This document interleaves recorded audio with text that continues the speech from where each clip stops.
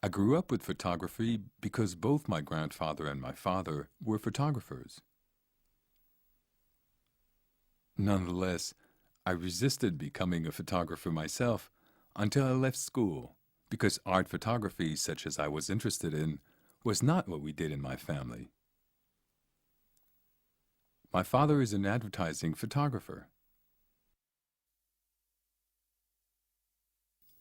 You mustn't forget that in the 1970s, photography was not considered, in Germany at least, an art. In other words, those who took an interest in photography at the time could not work on the basis that the more they developed their technique and knowledge of photography, the likelier it would become that they would be successful in the art world.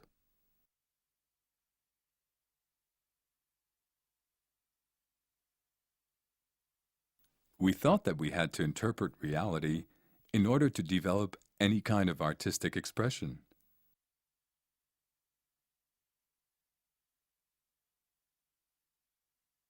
When I began studying in Düsseldorf, I concentrated on architectural photography, but I couldn't see much of a future for myself.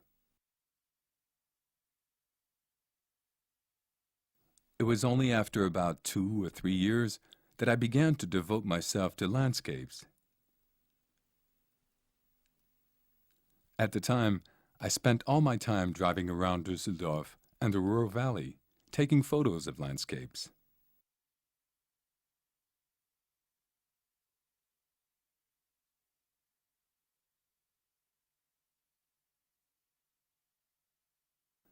The whole point of these images was less the representation of a landscape or of the people in the photo, and more the manner and style in which I photographed the people within the landscape.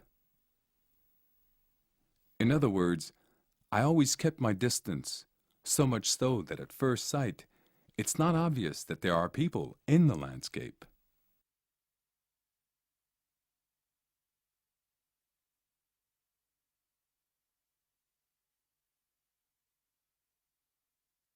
To get to university in Essen, I had to cross this bridge, so I knew it very well.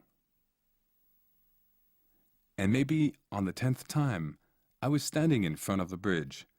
This person appeared quite by chance. I immediately understood that he was the dot that was missing on the eye of the picture.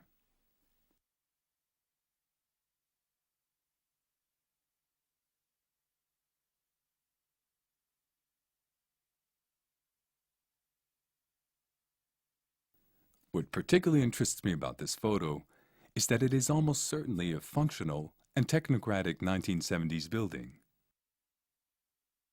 The clothes they're wearing show that these are 70s, early 80s students, but their posture and their activities could be those of young men in the 18th century.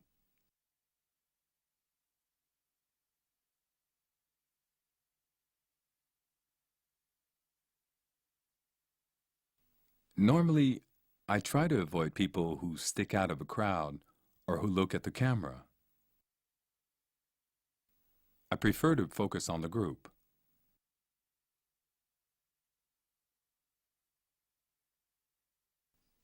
This is another of my early photos, when the story a photo told was very important to me.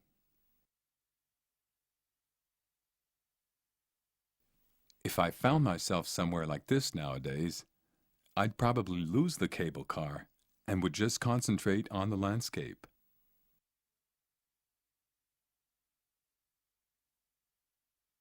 I have already said that for the period 1984, 1988, 89, I always leave them in their original format because I want them to preserve their authentic context.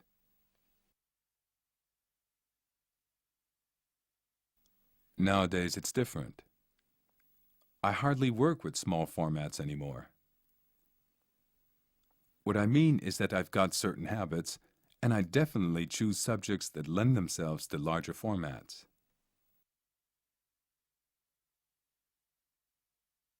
In this photo, it struck me as truly absurd that people should go to relax at the seaside and totally ignore the sea.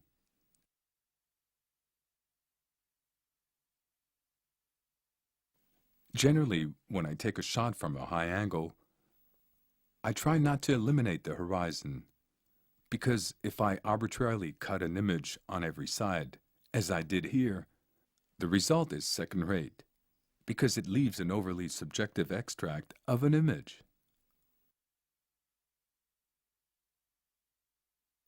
This is the exception that proves the rule. So it can be done, but in general, I try not to cut out the horizon because it makes the image seem too compact. Bert Brecht said that photography can no longer recreate the reality of a factory because reality, as such, has drifted into the functional.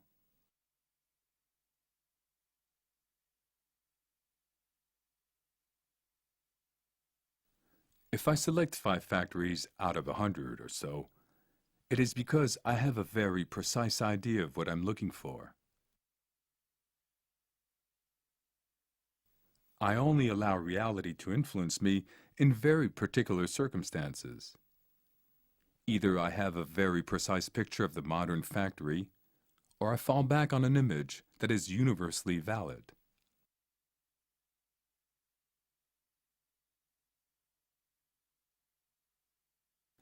Seeing as I wanted to show the whole of the building, I was forced to find 2 different places to shoot from.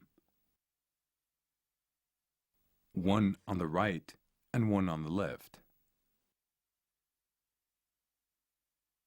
I wanted to make sure, in other words, that the point of view was equal opposite each window.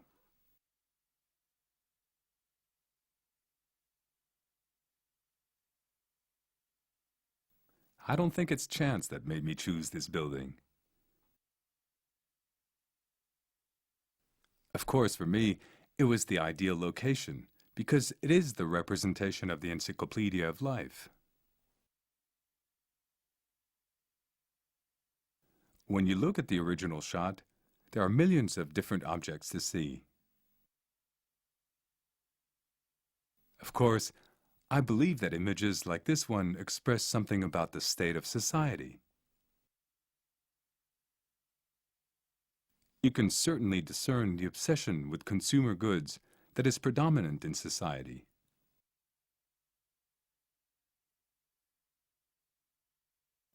My first digital image dates back to 1992. It was a photo I took at Charles de Gaulle Airport in Paris. There were certain intrusive details that would, in the end, have stopped me from using the image. And then I decided to replace them with other details that I found more interesting.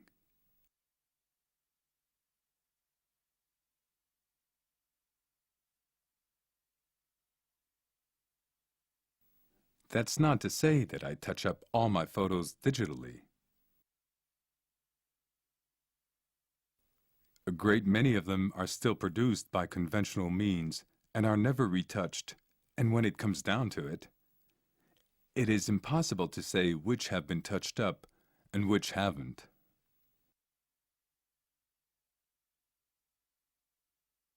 What matters in the final analysis is the image as it stands and not how it was produced.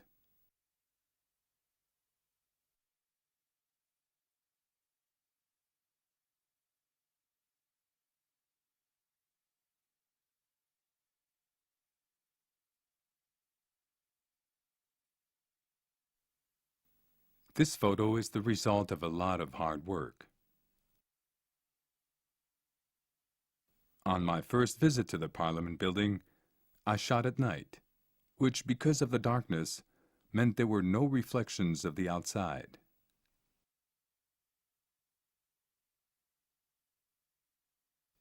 As a result, I set up a date to return and take some shots in the daytime. This time, you could hardly see anything because the reflections in the windows made it difficult to make out what was going on inside.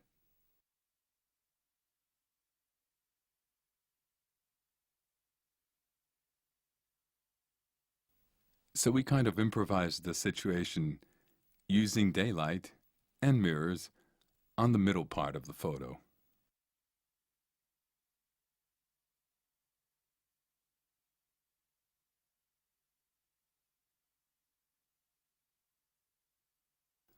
So, to sum up, the architecture of the photo, the horizontal and vertical structures, come from one shot.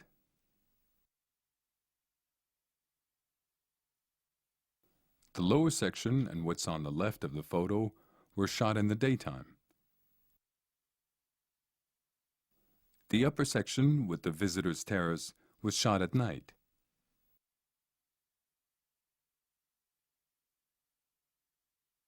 I got this result with the help of a computer, otherwise you wouldn't be able to make anything out.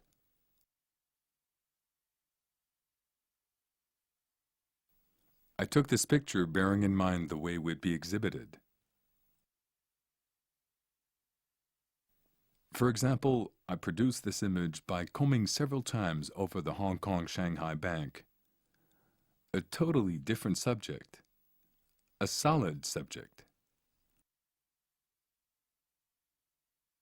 And so, you can look at this microscopically and macroscopically. From a microscopic point of view, you can see what's going on inside the building, the people, what they're doing. If you look at it macroscopically, it seems full of accessories. That means that you can approach an image at many different levels.